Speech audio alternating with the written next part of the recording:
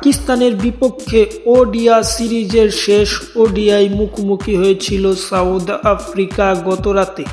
এবং সেই ম্যাচটিতে প্রথম থেকে শেষ পর্যন্ত দুদল সুন্দর খেলে এবং পাকিস্তান প্রথমে ব্যাট করতে নামে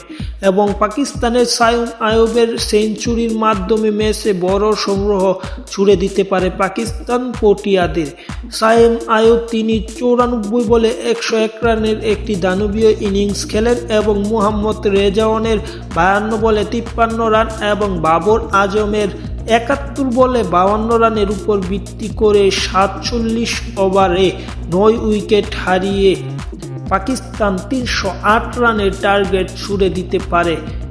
পটিয়াদের। পরবর্তীতে পটিয়ারা ব্যাটিংয়ে নামলে তারা 42 ওভারে অল আউট হয়, যেখানে তারা পটিয়াদের হয়ে সর্বোচ্চ হেনরি ক্যালস তিনি 43 বলে 81 রানের একটি দানবীয় ইনিংস খেলেন। আর কেউ ভালো না খেলায় ম্যাচটিতে তারা হেরে যায় এবং এই ম্যাচে মুকিও তিনি নিয়েছেন 52 রান দিয়ে 8 ওভারে 4 উইকেট এবং নাসিম শাহ 9 ওভারে 63 রান দিয়ে 2 উইকেট নিয়েছে। সব কিছু মিলিয়ে এই ম্যাচটিতে তারা ডিএল ম্যাথলে 37 রানের জয় পেয়েছে এবং সিরিজে পটিয়াদের হোয়াইট ওয়াশ করেছে পাকিস্তানের পরবর্তী সিরিজ আপডেট পেতে চ্যানেল সাবস্ক্রাইব করে রাখুন।